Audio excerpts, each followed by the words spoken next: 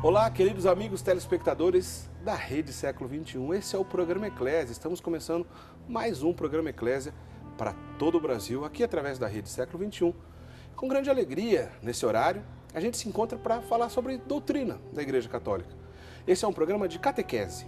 Aqui a gente aborda história da Igreja, vidas dos santos, biografias dos santos da Igreja. Sempre a gente tem presente aqui no programa Eclésia. Assuntos bíblicos também, é muito comum aqui no nosso programa. Às vezes a gente trata de comportamento pastoral, enfim. É um programa de catequese. Excepcionalmente, não estamos ao vivo hoje. Hoje é um programa gravado. A gente vai bater um papo bem legal, um tema que eu vou dizer já já qual é, com o Padre Wander Maia, que está aqui do meu lado. O Padre Wander Maia é da Diocese de Santo Amaro, já esteve conosco em várias oportunidades. Mais uma vez, bem-vindo, Padre Wander. Boa noite, Eric. Boa noite mais uma vez a você que nos acompanha pela Século XXI nesta noite, em mais uma jornada Eclésia. Uma alegria, hein? O senhor já disse aqui outras oportunidades, mas qual é a paróquia que o senhor trabalha mesmo? Paróquia Verbo Divino, lá na Chácara Santo Antônio. Na Chácara Santo Antônio, que faz parte da Diocese de Santo Amaro. Diocese de Santo Amaro. Paróquia Verbo Divino. Paróquia Verbo Divino. Muito bem. O Padre Wander Maia, que está aqui do meu lado, que é um colaborador, que muitas oportunidades está aqui conosco. Todo mundo sabe que o Padre Guido Montinelli é o nosso comentarista do programa Eclésia, mas às vezes a gente tem outros amigos, como é o caso do Padre Wander, para nos ajudar aqui também no decorrer do ano, não é verdade? Padre Wander, tem um tema muito interessante que a gente vai tratar na noite de hoje e que geralmente tem um pouco de confusão nas rodas de conversa aí do dia a dia. É um assunto que eu diria que ele é mais confuso do que claro na cabeça da maioria das pessoas, principalmente fora da Igreja Católica. Que geralmente a gente está acostumado aqui no programa, a grande maioria dos nossos telespectadores são católicos, mas é claro, a gente recebe aqui também contatos de outros cristãos, alguns protestantes e até mesmo pessoas que não creem em Deus. Tem a ver com o tema de hoje. Nós vamos falar sobre Estado laico e a liberdade religiosa. Vamos entender um pouco esse conceito, o que é um Estado laico, né? O Brasil é um Estado laico? Sempre foi assim? Como é que funciona essa história?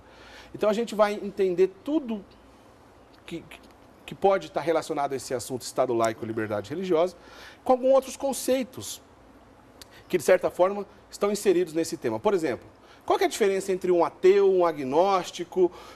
Existe diferença entre agnóstico e gnóstico?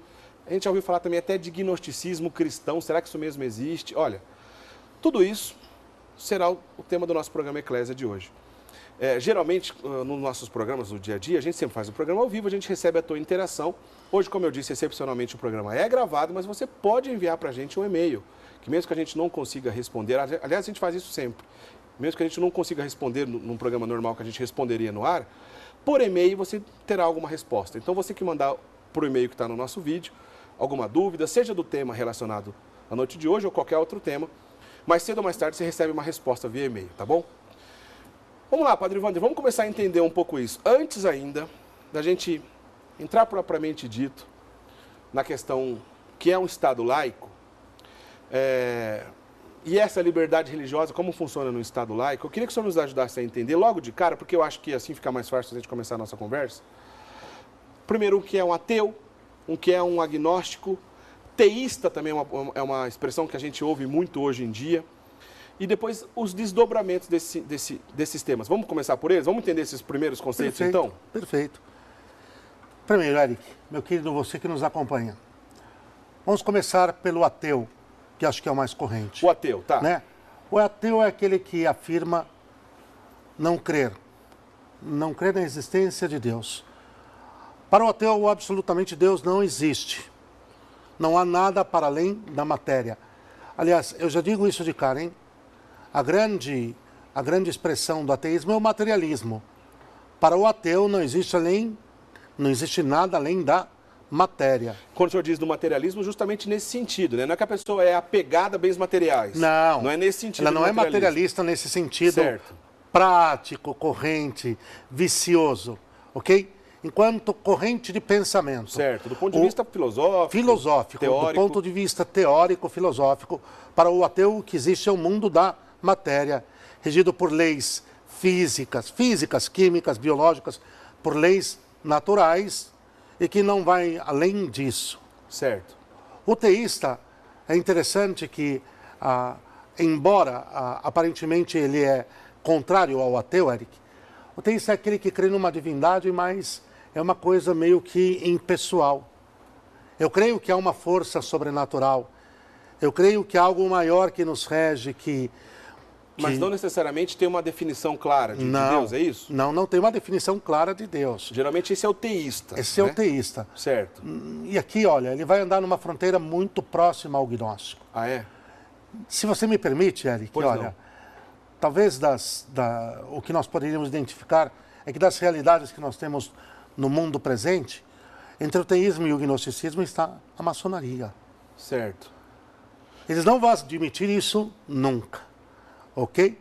Mas que essencialmente não é o Deus verdadeiro, o Deus da revelação, o Deus que nos foi trazido em plenitude por nosso Senhor Jesus Cristo, não é mesmo. É um conceito diferente do conceito cristão, Totalmente. principalmente católico. Impessoal, um conceito altamente abstrato, que está muito mais moldado ao estilo de vida daquele que diz crer e assim por diante. Há uma gama, se você quiser mais tarde, a gente pode voltar a falar, mas de cientistas que foram considerados teístas. Posso dar um exemplo muito prático? Dá um exemplo já, vamos lá. O Einstein, o Albert Einstein, Certo. que ficou entre o ateísmo e olha que interessante, onde estão as heresias? Porque são heresias, não? Certo. E num determinado momento terminou teísta. Não era um crente na acepção do termo. Até porque se você chega à fé, você chega a Cristo. Certo. Ok? E a fé, nunca deixemos de recordar que, como a Santa Igreja ensina, e Santo Agostinho falava, a fé, antes de tudo, é um dom. Ninguém tem o dom da fé sem o batismo. Entendi. A fé só é possível pelo batismo. Pode existir um esforço que vai sendo conduzido por aquela semina verbi, as sementes do verbo, conforme o Vaticano II falou, que vai atraindo a pessoa, que vai atraindo a pessoa, que vai atraindo a pessoa. É como se fosse uma tendência natural para uma busca mística? Eu acho que até um pouco mais, Certo. Eric. Quer dizer, porque nós fomos criados para Deus. Certo. Santo Agostinho dizia, por Deus e para Deus, há no fundo do coração do homem um anelo, um desejo do eterno, do que não passará, né? Daquilo que vai para além da nossa realidade, que é chamado normalmente de transcendente. Mas esse é um termo muito vulnerável hoje, hein? Certo. Porque tudo é transcendente. É. O cristal é transcendente. Desculpa eu rir. A maçã é transcendente. O palitinho defumado lá de incenso da caixa prego e da conchichina também é transcendente. Você está dizendo isso que banalizou a questão da transcendência, vamos dizer assim. O conceito filosófico-teológico de transcendência, do que está para além da matéria, da realidade temporal, do físico, isso aí ficou extremamente esvaziado e hoje está manipuladíssimo, Eric. Então nós temos o teísta, que é esse que crê em algo, mas quem é esse algo? E o que é esse algo? Diferentemente do ateu, que nega totalmente a existência de tudo que é para além da matéria, mas o teísta está muito próximo do gnóstico. O gnóstico ele é aquele que acredita que você tem condições de ter contato com esse transcendente através da busca, porque ele é inerente a você. Você tem algo em você que é divino e você precisa conhecer isso, e conhecendo você vai ao encontro disso, você vai cultivar isso e vai desenvolver isso. Vamos só repetir isso, porque como esse assunto é fácil da gente confundir, para ficar bem claro que Claro, porque já vai entremalhando tudo. Nós começamos break. explicando do ateu. O ateu não acredita em Deus algum. Não existe nada além da matéria. Facilita um pouco, né? Isso, não existe nada além da matéria. Além da matéria. Está claro que, do ponto de vista transcendente, nem pensar para ele não existe. Com a extinção da matéria está extinto tudo. Toda a realidade se resume à matéria. Depois o senhor comentou de um conceito que está, eu diria que está até na moda, vamos dizer assim. Os teístas. Os teístas. São pessoas que têm uma certa visão de Deus, mas a gente não está dizendo de uma visão propriamente dita religiosa. É certo pensar assim? Eu diria que tem que ter até nisso, Eric, você colocou muito bem, mas tem que ter muita cautela. Tá. Porque entre o religioso, que é o revelado, que é o autêntico, e o religiosismo é um salto, não? Certo. Né? O teísta, ele cria um código de crenças pessoais, ele acaba desenvolvendo, ele não aceita nada que lhe seja oferecido pronto, mas ele desenvolve o seu código de crenças, ele desenvolve, podemos dizer assim, aquilo em que ele crê. O senhor deu mais ou menos um exemplo do Albert Einstein, O Einstein. que no final da vida teve essa tendência teísta É. de acreditar em algo além da matéria, mas não necessariamente do mesmo Deus que professamos a fé A católica. frase dele foi muito interessante. Sim. Nos seus últimos dias, nós estamos falando de Einstein, né? Certo. Ele disse assim, nos seus últimos dias, que olhando a organização do universo e do cosmos, era impossível negar a existência de Deus. Só que quando você chegava, ele dizia, quem é esse Deus? É o Deus de Abraão, de Isaac, de Jacó? Como falava São João Paulo II? Não. Mas para lá, mas então quem é esse Deus? Tá claro isso, Eric? Entendi. Era algo muito impessoal. Entendi. Não, é uma força, é uma energia, é um princípio que rege e governa todas as coisas, cada um dê o nome que quiser. Aí depois a gente tem dois conceitos que são, apesar de não significar a mesma coisa, colocam tudo no mesmo jeito, que é gnóstico e agnóstico. Né? Porque são duas coisas distintas. Né? A partículazinha IA, que significa no latim não, já diz muita coisa, né? É verdade. Né? Bom, o que significa gnose, para a gente começar? A gnose significa conhecimento. Conhecimento. Tá. A palavra gnose não é latina, é grega, hein? Vem do grego. É grega, significa conhecimento. A gnose afirma que nós procedemos nós somos uma partícula de um algo maior que é divino, que é transcendente, que é eterno. Mas no sentido panteísta, senhor? Panteístíssimo. Só lembrando para Aí você já vai trazer mais um conceito. Panteísmo é acreditar que tudo é Deus. Né? Panteós. Né? Tudo, todo, teós, Deus. Que Deus está em tudo. Está na aguinha, a água é Deus. Não está como Criador. Quer dizer, ali tem na pedra, na maçã, na árvore, na florzinha, no sol. Ali tudo está Deus. Então, um gnóstico é um panteísta. Ele é um panteísta ao pé da letra. Tá. Muitos não vão reconhecer e se assistirem isso vão ficar muito bravos, Eric. Certo. Mas o gnóstico ele é um panteísta ao pé da letra. Porque ele acredita nisso, que em nós está o divino. E é só você entrar em contato com ele e desenvolver esse conhecimento e você vai chegar a uma espécie de superação de si mesmo, de transcendência de si próprio e vai se abrir para essa realidade eterna, até que pode perceber que todas as culturas panteístas, normalmente as culturas orientais, as culturas politeístas, o hinduísmo, o budismo, o shintoísmo, são gnósticas. Só para ficar bem claro aqui, panteísmo, tudo é Deus, como o padre falou. A água não está ali como uma criatura de Deus, mas ela também seria Deus para um panteísta. Agora, politeísta, aquele que acredita que existem vários deuses. Né? Não necessariamente tudo é Deus, mas ele acredita que vários deuses existem. Panteísta, tudo é Deus. Politeísta, para ele existe muitos deuses, não é isso? Nominados. Nominados, é que, tá. No fundo, o panteísmo, aí também, você vai alargando, Eric. O panteísmo não deixa de ser um politeísmo. Entendi, claro. Só que ele não reconhece a nominação individual de cada uma dessas realidades como é Deus. Tudo é Deus, mas ele não nomina tudo isso como a deusa água, a deusa lua, o deus sol. Diferentemente do politeísmo, como aconteceu nas culturas antigas, dentre as quais a mais conhecida é o Egito. Sim. Né? O deus sol, a deusa lua, Ra, Kenaton, e aí vai longe. Para eles, cada corpo natural, cada corpo celeste, cada força da natureza, o fogo, o ar, eram considerados deuses. E daí para lá, porque chegava-se até a ter o deus sapo. Deus sapo é cruel. É verdade. Quer dizer, vai se rebaixando a um extremo, eu vou usar uma palavra forte, mas eu acho que não é errado, não. É uma loucura tão grande do ponto de vista... Uma insandicice. Crença que chega, por exemplo, estão tentando levar com bom humor, mas é um absurdo. Né? E só ficou para encerrar, o agnóstico, então, agnóstico é a mesma coisa que ateu? Para a gente chegar nessa dúvida. Então, Eric, há um fio tênue entre os dois. Certo. No fundo, o que o agnóstico afirma é que não é possível, pela razão, de maneira alguma, se ter contato com o mundo sobrenatural. Porque já que o senhor está explicando que gnose significa conhecimento. Exato. E se ele é um agnóstico, ele quer dizer que pelo conhecimento não dá para saber se Deus existe? Exatamente isso. É nesse sentido. Não é possível jamais se chegar ao conhecimento de Deus. Não é possível constatar o conhecimento. Ele não nega que Deus existe, mas tampouco ele acredita que seja possível constatar a sua existência. É um fio muito próximo do próprio ateu. Certo. Não? É que o ateu já assume. Deus não existe. Deus não existe. Certo. Ponto.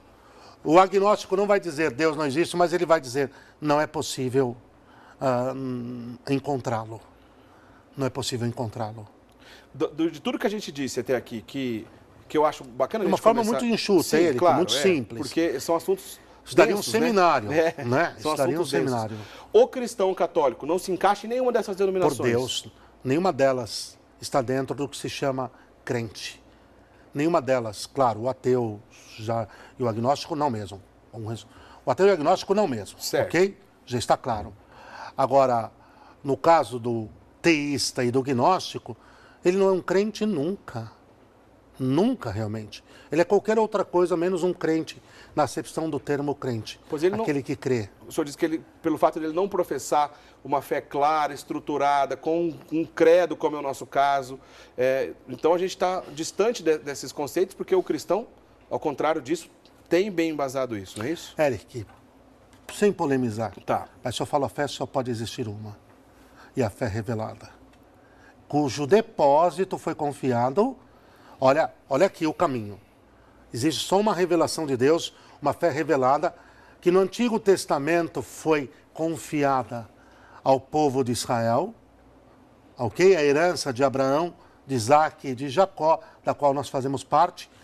E na plenitude dos tempos, tendo sido plenamente revelada no Filho que se fez homem para a nossa salvação, esta revelação foi confiada à igreja que ele fundou e deixou para isso, para levar a salvação, a revelação a todos os povos. É a história da nossa salvação. A história da nossa salvação. Então só existe uma fé, certo, confiada a uma única depositária, a Santa Igreja, que guarda, conserva e transmite esta fé.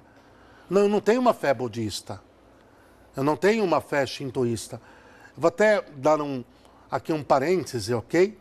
Em torno da fé islâmica, que é fraturada e insuficiente, e da fé judaica, que chegou até um determinado momento e parou, mas que é chamada à plenitude, porque eles são parte da herança do antigo Israel. Quando o senhor diz, por exemplo, que não existe uma fé budista, brahmanista, etc., o senhor quer dizer que já que essas expressões religiosas, todas elas, com exceção do cristianismo, e por isso que essa diferença, é que todas elas, os homens fizeram um esforço tremendo para se aproximar até Deus. E existe um conceito totalmente ao contrário disso, que entre o cristianismo, Deus se fez homem e veio encontrar o seu povo. Excelente. É por isso que o senhor afirma que existe só um depósito de fé, nesse sentido, Exato. padre? Perfeito, Eric, você resumiu. Olha, não precisaria acrescentar mais nada. Quer dizer, a diferença essencial é essa. Primeiro é todo o esforço do homem por ir ao encontro de Deus, e aí todos os erros e falhas que isso foi gerando. Apesar, eu acredito, da sinceridade de cada um desses esforços. Segundo, é o Deus eterno e verdadeiro que vem ao nosso encontro e se revela. E a plenitude dessa revelação é o seu eterno Filho, que feito homem por nós, nosso Senhor Jesus Cristo. E por isso uma fé revelada, e está bem claro. Né? Fé revelada, ok? Mas isso cabe no outro programa. Pois é. Programa sobre esse tema. Mas eu fiz questão de a gente começar por esse assunto. A gente já está terminando o primeiro bloco, e a gente ainda nem entrou na questão do Estado laico, né? Então, é que o tema é apaixonante. É verdade. Então já fica o convite aqui, olha, a gente vai para o intervalo, mas você continua na sequência, na segunda parte do programa, que a gente vai entrar propriamente dito nesse tema. Mas por que foi legal a gente entrar nesse assunto? Porque, por exemplo, seja um teísta, seja um cristão, ou um ateu, ou até mesmo um agnóstico ou gnóstico, todas essas pessoas, e as pessoas que expressam fé diferente da cristã, budista, brahmanista e qualquer outra expressão de fé, como que essas pessoas ficam diante de um país que pode professar ou não uma fé exclusiva? Esse é o assunto do programa. A gente já está indo para o primeiro intervalo e eu vou deixar essa pergunta para o padre explicar para a gente na volta. Todas essas expressões, sejam elas... Nós podemos dizer até outras tradições religiosas, outras tradições, né, isso, bem Condensa colocado. melhor, né, Eric? Outras tradições religiosas. Outras Tudo tradições isso, religiosas. esse monte de coisa, como é que fica diante... Outras tradições que tentaram religar. Como é que a gente fica diante do ponto de vista liberdade religiosa e o que é um Estado laico, afinal de contas? Vamos para o intervalo, não sai daí. O padre Wander já responde essa pergunta para a gente e a gente vai aprofundar o assunto a partir do segundo bloco. Então não sai daí, a gente volta já.